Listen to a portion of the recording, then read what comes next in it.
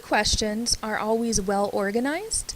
This means that they're logically organized and that they move systematically from rather general questions to more and more specific. So general questions about the basic goals of the discourse community, its basic knowledge base, to more very specific questions such as what is it like to work in a certain particular context in the profession on a daily basis. That would be very specific questions. Also, you want to make sure that you're grouping your questions together in a logical order.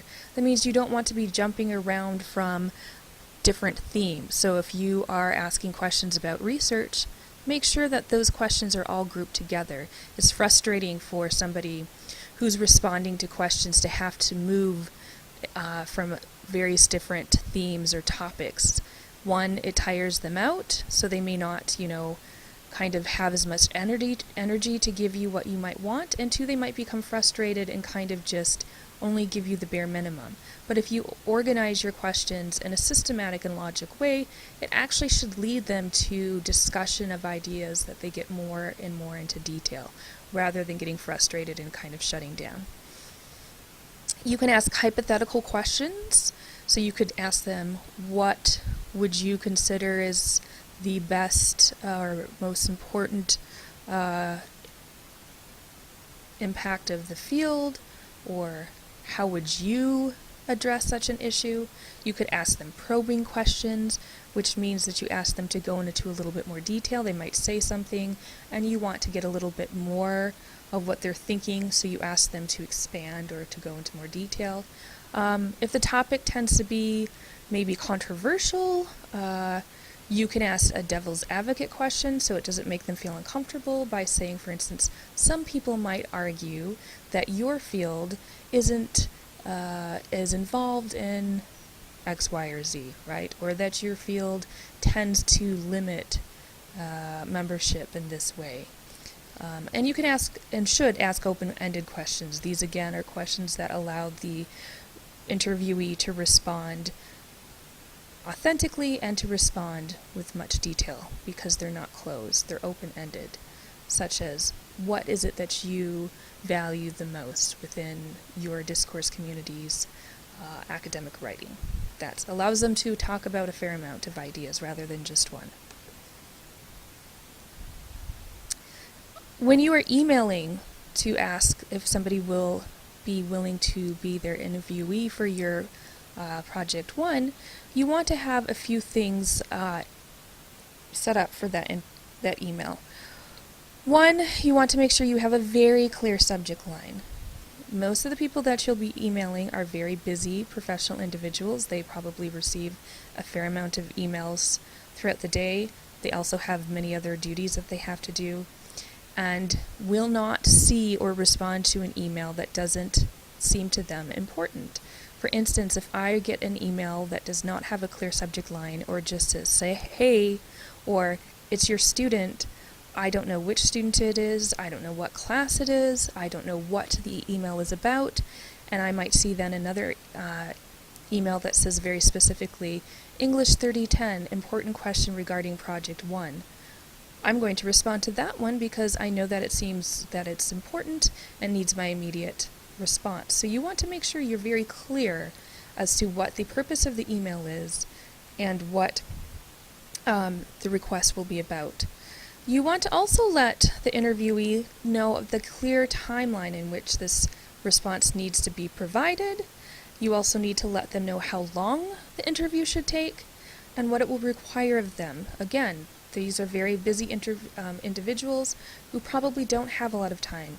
So, making them feel confident that you're asking them only 10 questions, their interview should probably take only 20 to 30 minutes, and needs to be accomplished within the following week, allows them to respond to you whether or not they have the time to do so. You want to make sure that you provide them with the expectations. This means you give them a brief description of what you're asking them. Not, hey, can I just interview you? But I would like to interview you because in my English 3010 course, I am required to interview professionals within my field of study. And I think that you are a perfect fit because of X, Y, and Z. And again, that's very important to let that person know that you believe them to be the best fit because you believe them to be, a strong professional in the field. Maybe you had them in the past as a professor. You respect them. You know that they're very active members in their discourse community. Make sure you let them know. Finally, if you have any questions or concerns, please contact me sooner than later. I cannot help you find somebody to respond to your interview questions or provide you with other contact leads if you don't let me know sooner than later. If you let me know Friday and the project is due on Sunday, it's not going to be feasible for me to help you in any way. Also, if you have any questions regarding Project 1, the interviews, any kind of questions regarding your work with the librarian or research, please email me. You can also ask me for virtual or face-to-face conferences. I'm here to help you, and I will do so as long as you let me know. Thank you very much.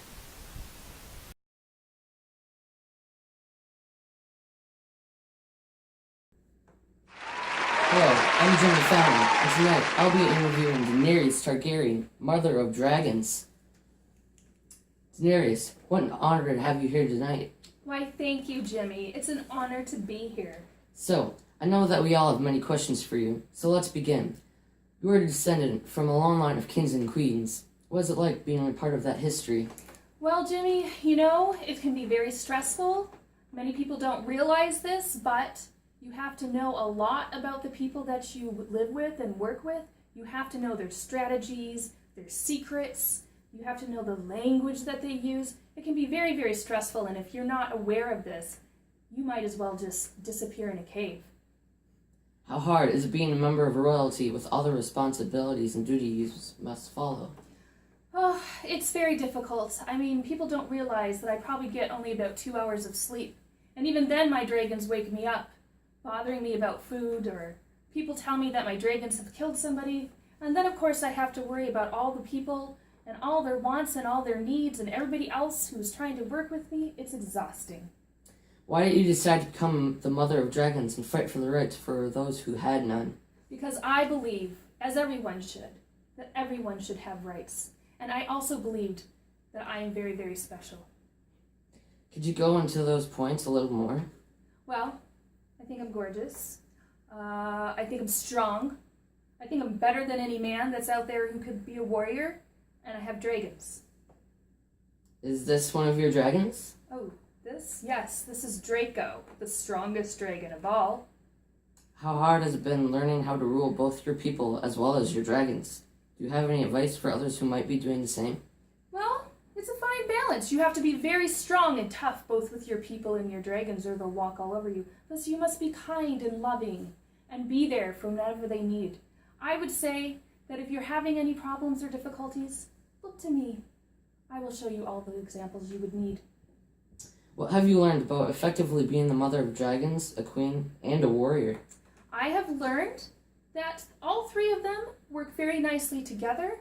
I have learned that looking at my forefathers and what they have done right and haven't done right, and making sure that I listen to my counsels, has been the epitome of why I've been successful. What are your future plans? Well, I'd like to go to Hawaii at some point. I've heard it's very beautiful this time of year. Of course, that's after I get the Iron Throne, because I deserve it. Let's face it, everybody wants me to win. So right now, that's been what I've been really working on. Any last words that you'd like to share with the audience? No, stay tuned. You'll be surprised to see what me and my dragons are up to next. Well, thank you for joining us today.